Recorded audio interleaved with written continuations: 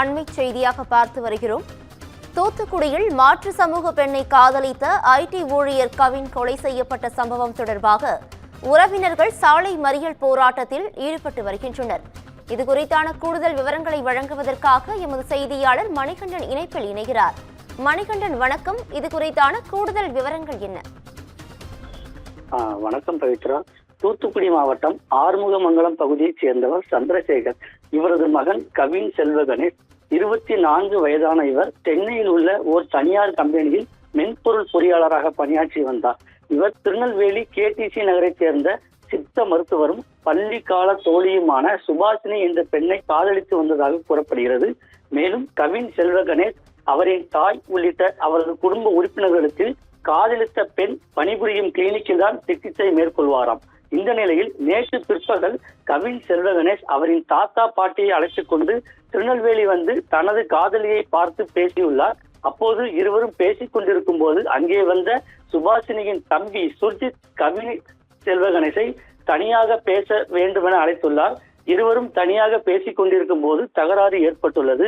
இதில் சுர்ஜித் தான் மறைத்து வைத்திருந்த அருவாளை எடுத்து ஓட விரட்டி கவின்குமாரை கொடூரமாக கொலை செய்துவிட்டு பின்னர் காவல் நிலையத்தில் சரணடைந்துள்ளார். இந்த சம்பவம் தூத்துக்குடி மற்றும் நெல்லை மாவட்டத்தில் பெரும் பரபரப்பை ஏற்படுத்திய நிலையில கொலை செய்த சுர்ஜித் பாளையங்கோட்டை காவல் நிலையத்தில் சரணடைந்துள்ளார். அவரிடம் தொடர்ந்து விசாரணை மேற்கொள்ளப்பட்ட நிலையில் காதலிக்க மறுத்த நிலையிலும் தனது சகோதரியை கவின் வற்புறுத்தியதால் அவரை வெட்டி படுகொலை செய்ததாக வாக்குமூலம் அளித்துள்ளார். இதனிடையே கவினின் தாய் தமிழ்ச்செல்வி, பெண்ணின் பெற்றோரான சரவணராஜன் மற்றும் கிருஷ்ணவேணி ஆகியோர் மீது கொலை செய்ய தூண்டியதாலேயே அவர்களது மகன் சுர்ஜித் தனது மகளான கவின் செல்வகணேஷை கொலை செய்துள்ளார்.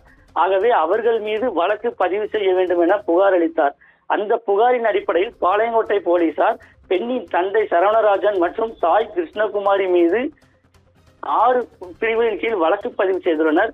இதனிடையே கவின் காதலித்ததாக கூறப்படும் பெண்ணிடமும் போலீசார் விசாரணையில் இறங்கியுள்ளனர்.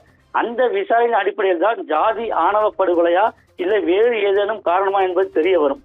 இந்த நிலையில் கவின் உடல் வைக்கப்பட்டுள்ள திருநெல்வேலி அரசு மருத்துவக் கல்லூரி பிணவரைக்கு கவின் செல்வகணேஷ் உறவினர்கள் யாரும் வராத நிலையில் பெண்ணின் தாய் தந்தையை உடனடியாக போலீசார் கைது செய்ய வேண்டும்.